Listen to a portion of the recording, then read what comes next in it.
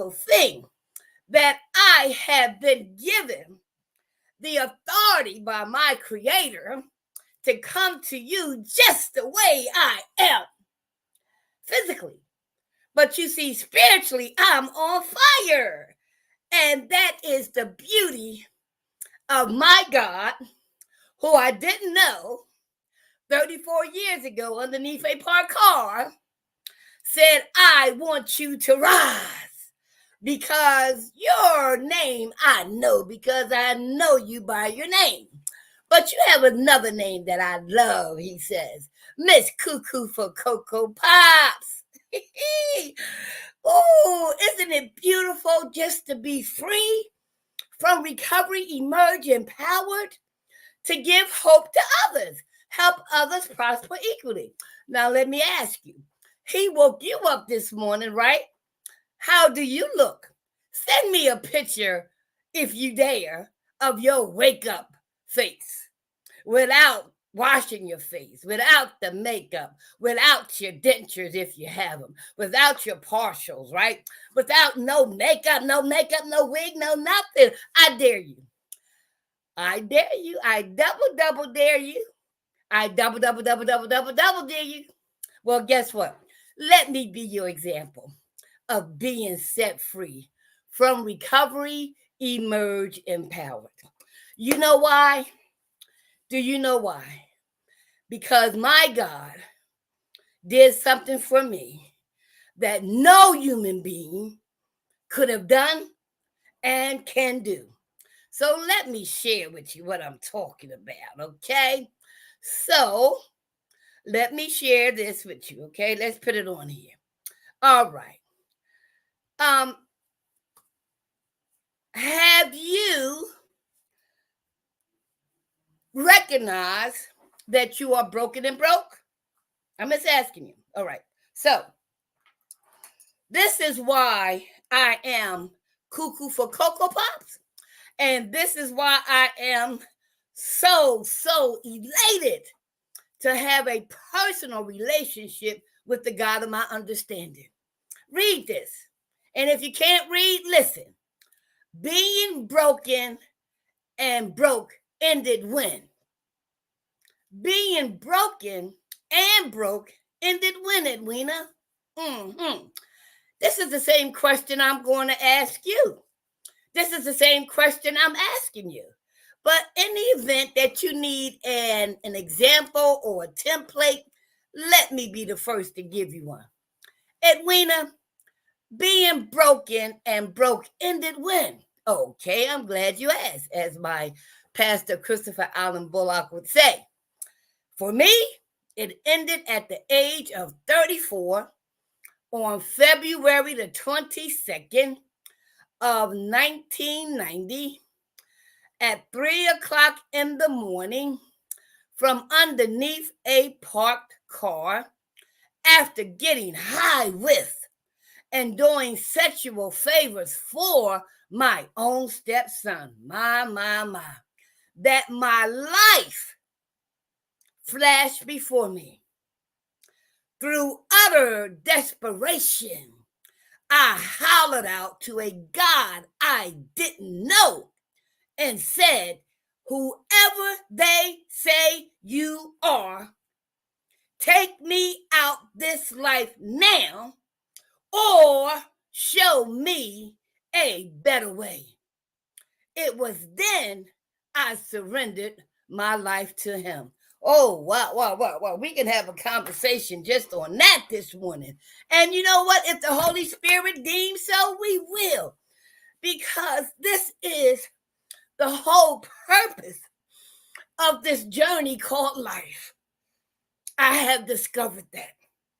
It is the full purpose of this journey here on earth that we go through our journey of life that includes our experiences, that includes the family members that our Creator assigned us to. We don't pick our family. We don't choose our family. We pick and choose our friends, but not our family. So I didn't choose my gender. I didn't choose my color. I didn't choose the body parts that I have. I did not choose anything. Woo! I did not choose anything, y'all. Do you hear me? Do you hear me? So if I didn't choose anything about me and my creation and in my essence of my very, very soul and my spirit, well, who did? Or you scientific, prolific, whatever people in the world, I ain't mad at you because listen, I had a hard time believing, But guess what? It is through the journey of life where we did not have a choice. When they say he knew us, our creator, our God, listen. You can call him anything you want. You can call her anything you want. You can call till you're blue in the face. But know this, it wasn't you and it wasn't me. It wasn't my mama, my daddy, my pastor. No. Because we are all in the same boat, a part of this human race. So who, what, when, how created it all? I was driving yesterday, and because of my spiritual tools that I use, right? I said, wow, this right here, right now, is my present. I was sitting in front of the best wings in Delaware, right off of 4th and Adams. And after I ordered my food, which was some fried shrimps and some onion rings, fried hard. I like them crispy. Yes, I can eat them without no teeth, but And then when I eat them with my dentures, I wound up taking them out. So that's not the point. The point is, I got in touch with this right here, right now is my reality. And guess what? Right here, right now is your reality, my reality, right? And so what is it in this moment, this present, that my creator is trying to show me, trying to tell me, trying to make me aware of? What is it? What is it? That's when the student becomes ready and the teacher appears. But through my life journey, listen to this, through my life journey and all the things that, this God who knew me, knew us before we was even in our mother's womb. Oh, it had to be. It must be. It is the truth. I love the truth because the truth sets me free. But who would have ever imagined, not me, right? That this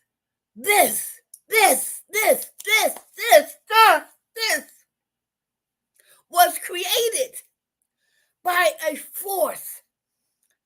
A force. It was created out of love. Oh, I love A.J. Hardy. And I love my mentor, Dr. J. Macklin. Out of love, I love my pastors, Dr. Christopher Allen Bullock. I love my First Lady, Dr. Debbie Bullock. Out of love. And guess what? Out of love comes from me to you, out of pure love. Don't get twisted on how I look. Don't get twisted on how I sound. Don't get twisted, all messed up and focusing on the physical. Listen. Listen to the message, y'all. This is our reality right here and right now. And so, because of that, I recognize that I was chosen. Many are chosen. You were chosen, right? To be a part of this journey called life. We were chosen. And it was our spirit that was chosen because they say it, God says he is spirit, so it never dies. The spirit of love never dies. And so, because of my spiritual tools that I've been learning and using and implementing and practicing over the years, I realized that the spirit that my creator chose for me is now encased in this body. Woo! What an awakening. What a spiritual experience, right? And so through my journey here on life, because I was chosen, right? I was also called. I love being cuckoo for Cocoa Pops. I was called. A.J. Harding was called. Dr. J. Macklin was called. My pastor, Christopher Allen Bullock, was called. My pastor, First Lady, Dr. Debbie Bullock, was called. My mommy and daddy was called. My siblings was called for us to engage. We were put together for a spiritual reason in this physical body, on this physical planet, in this physical thing called life. Yes. And so, what I now recognize, right, and probably have heard over the years, but there's something different when the spiritual student appears. No, when the spiritual student is ready, the spiritual teachers appear. And so, why would the spiritual student become ready? Right here, right here. Ask myself, I'll ask you. Being broken and broke ended when? I repeat, for me, it ended at the age of 34 on February the 22nd, 1990 at 3 o'clock in the morning from underneath a parked car.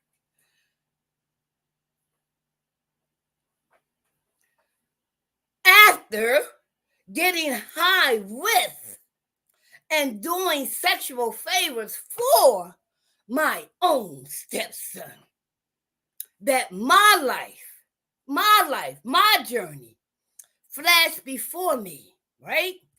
And let me put it back up. Through utter desperation, I hollered out to a God I didn't know and said, whoever they say you are, take me out this life now or show me a better way. It was then I surrendered my life to him. Okay? And so the reason why I started with that is because, yes, I can wash my face now. Because I didn't, right? I can wash my face now. Yes, okay. Right? I can brush my hair now, right? Yes. I can even put in my denture now. Okay? See?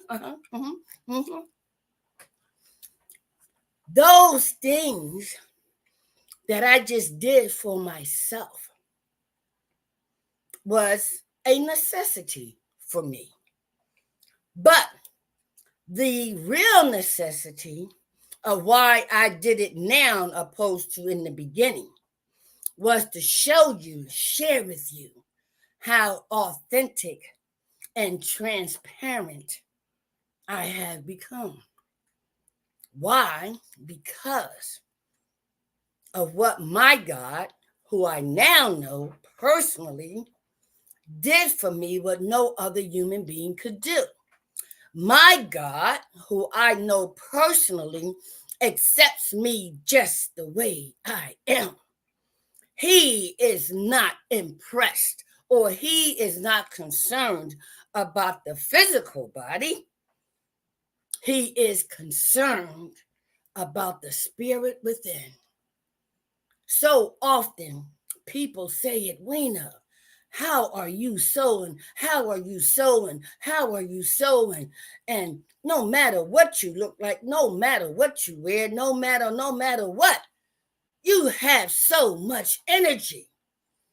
Yes, you positivity just ooze out of you. That energy just and I love it, y'all, because it's natural. You can't fake this. I can't be this way, this way, this way. You know what I mean? No, no, no. What you see is what you get. What you see, what you feel from me is coming from within. Yes, it's because of the way I feel about my Creator. It's because of what my Creator has done for me. Now that I've been introduced to spiritual tools and spiritual resources that prompted the spiritual teachers to appear. Yes, yes, yes. And so, having developed an addiction, having developed mental illness over the years, during my journey, in my process, yes, I thought something was wrong with me. When I say my life flashed before me while underneath that parked car, 3:00 in the morning, when I say my life flashed before me, Edwina, how in the hell are you underneath a parked car? What's wrong with you?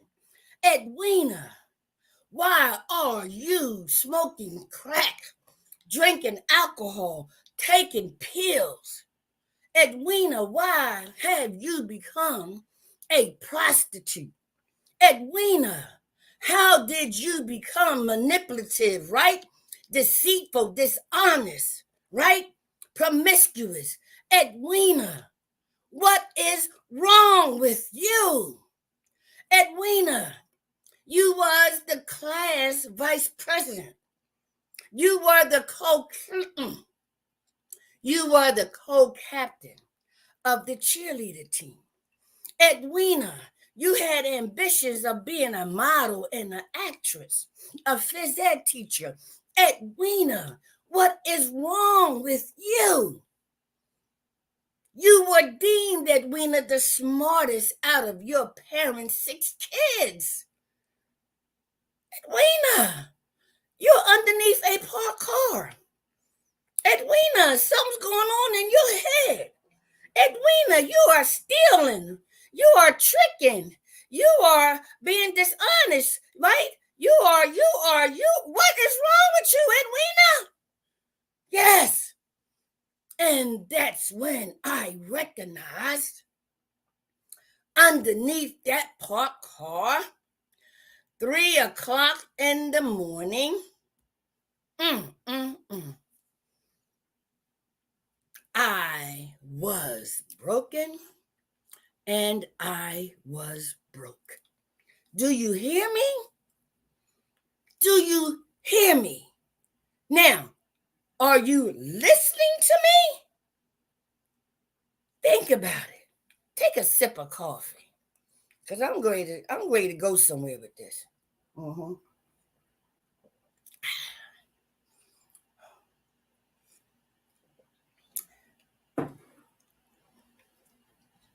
Are you broken? Are you broken? Are you broken? Are you broke? Are you afraid? Are you fearful? Are you scared to say what you recognize, what you don't want to reveal, that you've been concealing? Don't you know that you are preventing your healing? So that's why I'm asking you to listen to me as I listened to other people. What are you afraid of, Edwina? Why are you so fearful, Edwina? Why are you wearing so many masks, Edwina? Are you worried about what people are going to say about you? Are you worried about what people are going to think about you? Huh? Why is it so important to please man by wearing all these masks, Edwina? Where did all these masks come from? Why do you need to be something that you're not? Why do you wear something that's not yours? Why? What is the need? What are you afraid of, Edwina? Are you afraid of what your creator has made you? Are you fearful of what God, my creator, has given you? Edwina, Edwina, what are you afraid of? Huh? They say fear is our one main character defect. The Uwees family in the Five Agreements talks about it. The Spiritual Revival Hour with Dr. Benjamin Twin Brown, the late Dr. Benjamin Twin Brown, talks about it. The late Herman Holloway Jr. talks about it. This man that God chose and called, helped many of individuals who were broken and helped them. Yes, Herman Holloway Jr. Right. Arthur Boswell, right. Huh? Ted Blunt, right? Valerie Trammell. These are individuals that my God put in my path, right? Who were chosen, but who were called because they too walked through the fear. They walked through the fear. And so I too have walked through the fear. So acknowledgement that I am fearful, I am afraid, I am scared. And the second question, well, the next question is, of what? Of what? And so when I was introduced to a 12-step spiritual program called Alcoholics Anonymous 34 years ago on my first day of sobriety, February the 23rd of 1990, yes, I just celebrated 34 years in recovery from co-occurring disorders of mental illness and substance abuse. Why? Because I was so fearful. And in the past, I learned I would say F everything and run. F everything and run. Forget everything and run. I can't deal. I'm broken and I'm broke. I just can't deal. My pastor preached the other day, feeling overwhelmed. So overwhelmed. Too overwhelmed. Woo! What is the answer? Fear is to face everything and recover. Face everything and rejoice. Face everything and be rejuvenated. Face everything and be restored. Why? Because I hollered out these words. Whoever they say you are, take me out this life now or show me a better way. Okay? So we also know that free from recovery emerge empowered. You hear me? Emerge empowered, right? And so when my God did this for me from underneath that parked car where he met me, where I was, where he came to me, where I was, where he accepted me in the state and the condition of where I was. So long, I thought I had to get better. I had to before. I had to. No. Help me right now. Because every time I think I need to do this and do that to get your approval, no, I ain't talking about you. I'm talking about God's. He said, come to me just the way you are, broken and broke, so that I can show you what spiritual healing really is. And it can't be done without me. It won't be done without me. It shouldn't be done without me. Why? Because I created you. So everything that you have gone through, Edwina, everything that you're going through, Edwina, you were destined to go through.